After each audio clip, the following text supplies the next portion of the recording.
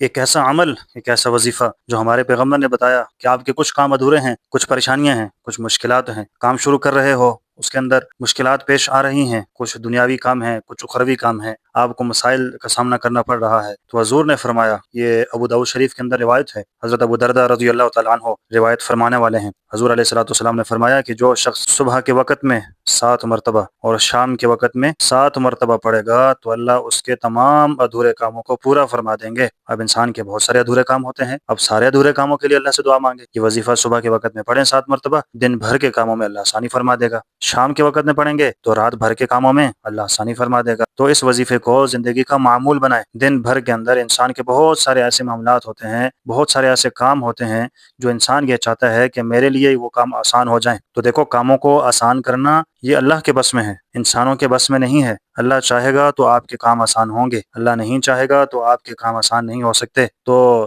حسبی اللہ لا الہ الا ہو علیہ توکلت وہو رب العرش العظیم، کتنا بہترین وظیفہ ہے۔ یہ سورہ توبہ ہے، بالکل آخری آیت ہے، 11ویں پارے کے اندر سورہ توبہ مکمل ہوتی ہے، سورہ توبہ کی بالکل آخری آیت ہے، فَإِن تَوَلَّوْا سے شروع ہوتی ہے آیت، فَإِن تَوَلَّوْا فَقُلْ، تو وظیفہ یہاں سے شروع کرنا ہے، حسبی اللہ، ترجمہ دیکھیں کتنا بہترین، حسبی اللہ، اللہ ہی مجھے کافی ہے، لا الہ الا ہو، اس کے علاوہ کوئی معبود نہیں ہے، وہ اکیلا ہے، وہی سارے کام بنانے والا ہے، حسبی اللہ، اور مجھے بھی اللہ ہی کافی ہے، علیہ توکلت، اسی کے اوپر میرا بھروسہ بھی ہے، دن بھر کے کاموں کے اندر میرا یقین، میرا بھروسہ اللہ کے اوپر ہی ہے کہ وہی میرے لیے کافی ہے، وہی میرے کاموں کو آسان کرے گا، وہو رب العرش العظیم، اللہ ایسا نہیں ہے کہ اس کے پاس کچھ نہیں، اللہ تو وہ ہے کہ وہی عرش عظیم کا بھی مالک ہے۔ تو بہترین وظیفہ ہے، زندگی کا معمول بنائے، صبح 7 مرتبہ پڑھیں، شام کو 7 مرتبہ پڑھیں، اللہ آپ کے سارے کاموں کے اندر آسانیاں پیدا فرما دے گا۔ اللہ سے دعا کرتا ہوں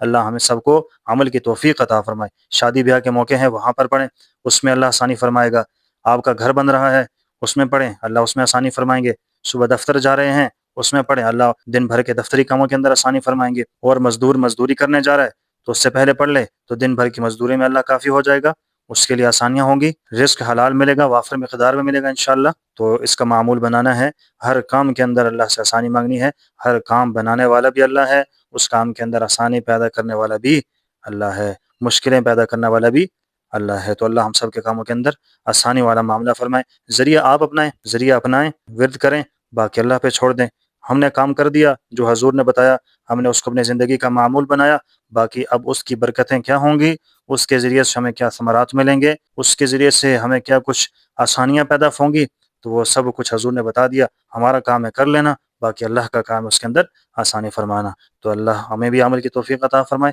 اور آپ لوگ جو سننے والے ہیں اللہ ہم سب کو اس پر عمل کی توفیق نصیب فرمائے۔